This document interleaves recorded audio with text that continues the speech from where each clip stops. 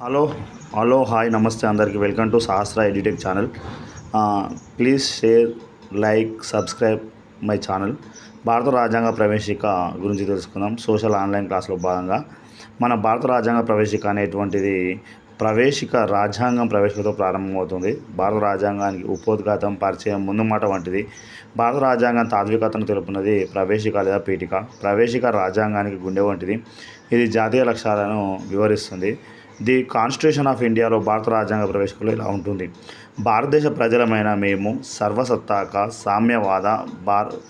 సామ్యవాద లౌకిక ప్రజాస్వామ్య గణతంత్ర దేశంగా రాజ్యాంగం నిర్మించుకోవడానికి పౌరులందరికీ సాంఘిక, ఆర్థిక, రాజకీయ న్యాయాన్ని, ఆలోచన, భావ ప్రకటన, విశ్వాసం, ధర్మం, ఆరాధనలతో స్వతంత్రాన్ని, అంతస్తులోనూ అవకాశాల్లోనూ సమానత్వాన్ని చేకూర్చుటకు, వారందరిలో పెంపొందించుటకు, వ్యక్తి గౌరవాన్ని, జాతి సమైక్యతను సంరక్షిస్తూ సభ్రాతృత్వాన్ని పెంపొందించడానికి 1949 నవంబర్ 26న మన రాజ్యాంగ పరిషత్ ఎంపిక చేసుకొని శాసనంగా రూపొందించుకున్న ఈ రాజ్యాంగాన్ని మేము ఇచ్చుకుంటున్నామని భారత రాజ్యాంగం గురించి భారతదేశ ప్రజలమైనటువంటి వారు రాసుకోవడం జరిగింది.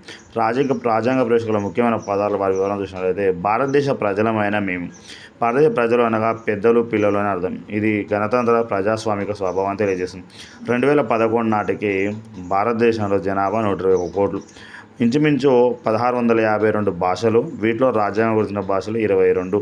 ఇంకా సర్వసత్తాక సార్వభౌమ అంటే మన దేశం గురించి అంతర్గతంగా కానీ బహిర్గతంగా నిర్ణయాలు మనమే తీసుకునే అధికారం కలిగి ఉంటాం.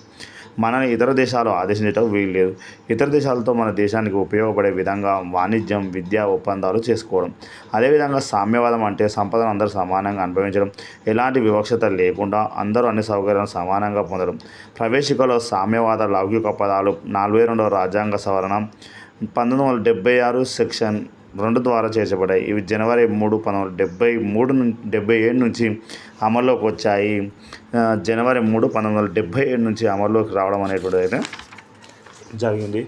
ఇదే కాకుండా ఇంకా లౌకిక రాజ్యం అనేటువంటిది అంటే ఈ భారత రాజ్యాంగం 42వ రాజ్యాంగ సవరణ ద్వారా చేర్చబడినటువంటి పదాలు ఏంటంటే ముఖ్యంగా సామ్యవాద లౌకిక అనేటువంటి అంటే సర్వసత్తాక లౌకిక అనేటువంటిది ఒక ఆప్షన్, సర్వసత్తాక గణతంత్ర ఒకటి, ప్రజాస్వామిక లౌకిక ఇంకొకటి, కానీ చివరిది సామ్యవాద లౌకిక అనేటువంటిది. లౌకిక రాజ్యం అంటే ఏంటంటే ముఖ్యంగా మత ప్రమేయం లేని రాజ్యాలన్నీ మతాలకు సమానమైన గౌరవం, ప్రాధాన్యత ఇవ్వబడుతుంది. మత ప్రాధికార ప్రభుత్వాలు ఏర్పడవు. పౌరుడికి పూర్తి మత స్వేచ్ఛ ఉంటుంది. భారతదేశంలో గల మతాలు హిందువులు 80%, ముస్లింలు 13%, 2% సిక్కులు, బౌద్ధులు, జైనులు ఏ మతాన్ని విశ్వసించని వారు కూడా భారతదేశంలో కలదు. భారతదేశంలో పుట్టిన మతాలు హిందూ, సిక్కు, జైన, బౌద్ధ మతాలు. వీటిలో బౌద్ధ మతం అనేటువంటిది విదేశాలకు విస్తరించడం జరిగింది. ఇంకా ఏంటంటే ప్రజాస్వామ్య గణతంత్ర రాజ్యం.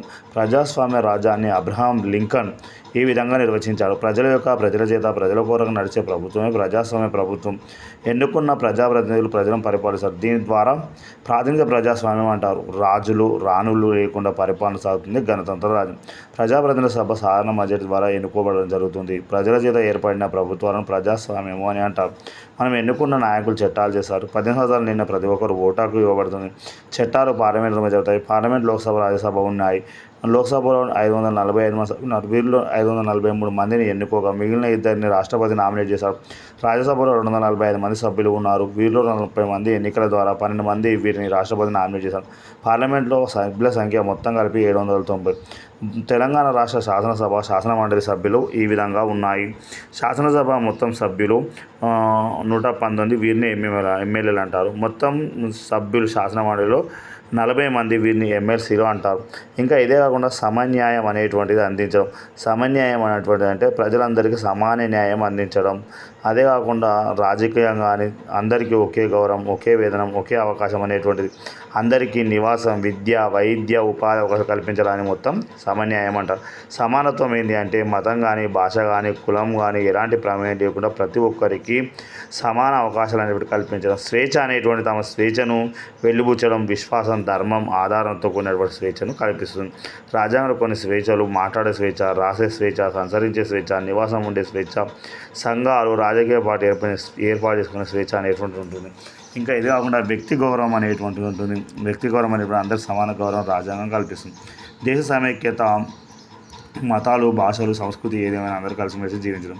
యూనిటీ ఆఫ్ నేషన్ అనే పదం ప్రవేశికలో 42వ రాజ్యాంగ సవరణ ద్వారా 1973 సెక్షన్ 2 ద్వారా చేర్చబడి 1977 జనవరి 3 నుంచి అమల్లోకి వచ్చింది. సహభ్రాతృత్వం అనగా సోదర భావం, అన్నదమ్ములు అక్కచెల్లెల్లాగా మెలగాలి.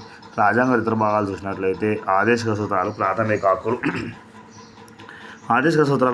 చూసినట్లయితే భారత రాజ్యాంగ ఆదేశిక సూత్రాలు విభాగంలో ప్రభుత్వం కొన్ని నిర్దిష్ట కర్తవ్యాలు ఇచ్చింది. ఉదాహరణ సార్వజనిక అక్షరాస్యత, విద్య, పర్యావరణ రక్షణ, ఆదాయ వనరుల తగ్గింపు. ఆదేశిక సూత్రాలు అమలు చేయనప్పుడు న్యాయస్థానాలు కేసులు వేయలేము. ప్రజలందరికీ ప్రాథమిక హక్కులు రాజ్యాంగం వీటిని అమలు చేయవద్ద న్యాయస్థానాన్ని ఆశ్రయించవచ్చు. ఇంకా ప్రభుత్వ వ్యవస్థ అనేటువంటిది ఎలా ఉందంటే రాజ్యాంగ ఆదర్శంగా అనుగుణంగా పరిపాలనలో రాజ్యాంగ సంస్థగా ఏర్పాటు చేయడం జరిగింది. అందులో మొదటి పార్లమెంటరీ ప్రభుత్వం, ప్రతినిధులతో కూడినటువంటి పార్లమెంట్ చట్టాలను చేస్తుంది. పార్లమెంట్ సభ్యులతో కూడిన ప్రభుత్వం ఈ చట్టాన్ని అమలుపరుస్తుంది. దేశ పరిపాలన ప్రధానమంత్రిత్వం క్యాబినెట్ నిర్వహిస్తుంది. మొత్తం రాష్ట్రానికి అధినేతగా ఉంటాడు. సమైక్య వ్యవస్థ ఏంటి అంటే కేంద్ర రాష్ట్ర ప్రభుత్వాల మధ్య విధులు నిర్వహించబడి జవాబుదారీగా ఉంటాయి. ఉదాహరణకు సైన్యం, రైల్వే సంబంధించిన చట్టాలను చేసి కేంద్రం నియంత్రిస్తే, రాష్ట్ర ప్రభుత్వం పోలీసులు, రోడ్డు రవాణా, పాఠశాల చట్టాలను చేస్తుంది. కేంద్ర పార్లమెంట్లో లోక్సభ, రాజ్యసభ ఉంటాయి. లోక్సభ సభ్యులను దేశ ప్రజలు ఎన్నుకుంటారు. రాజ్యసభ సభ్యులను రాష్ట్ర శాసనసభలు ఎన్నుకుంటాయి. ఈ విధంగా చేయబోయే చట్టంలో రాష్ట్రాలు, కేంద్రం పాల్గొంటాయి. ప్రజాస్వామ్యం అనేటువంటిది ఏంటంటే 3 అంచెల్లో ఉంటుంది. పార్లమెంటు, శాసనసభలు, పంచాయతీరాజ్ మొదలగునవి ఉంటాయి. స్వతంత్ర సంస్థలు ఏంటంటే రాజ్యాన్ని కాపాడిన స్వతంత్ర సంస్థలు ఏర్పాటు చేయబడ్డాయి. న్యాయ వ్యవస్థ, ప్రభుత్వాల ఖర్చు పర్యవేక్షించే కాంప్ట్రోలర్ అండ్ ఆడిటర్ జనరల్, ఎన్నికల సంఘం ఇవి నేరుగా రాష్ట్రపతికి నివేదికలను అందించడం అనేటువంటిది జరుగుతుంది. ఇవి మనకు రాజ్యాంగంలో ఉన్నటువంటి ముఖ్యమైన అంశాలు అనేటువంటివి. ఇంకా రాజ్యాంగంలో ముసాయిదాలో 395 భాగంలో 8 షెడ్యూలు, పెద్ద పత్రము రాజ్యాంగం అమలులోకి వచ్చినప్పుడు అధికరణము 8 షెడ్యూలు ఉన్నాయి. భారత రాజ్యాంగం ముసాయిదా రాజ్యాంగం పెద్ద రాజ్యాంగం దేశం మరొకటి లేదు. ముసాయిదా రాజ్యాంగంపై స్పందించడానికి 20 నెలల పాటు ప్రజలకు అవకాశం ఇచ్చారు. వివిధ దేశ రాజ్యాంగాలను నుండి అనేక విషయాలను తీసుకోవడం జరిగింది. భారత రాజ్యాంగ ముసాయిదా బిల్లు డాక్టర్ బిఆర్ అంబేద్కర్ గారు రాజ్యాంగ సభ ముందు ఉంచినటువంటి రోజు ఏంటంటే 13 డిసెంబర్ 1947. ఈరోజు మనం ఇందులో రాజ్యాంగ ప్రవేశిక గురించి తెలుసుకున్నాం. ఇంకా మన ఛానల్లో వచ్చేటువంటి లేటెస్ట్ అప్డేట్స్ కోసం మన శాస్త్ర ఎడ్యుటెక్ ఛానల్ను లైక్ చేయండి, షేర్ చేయండి, కామెంట్ చేయండి, సబ్స్క్రైబ్ చేయండి. Thank you.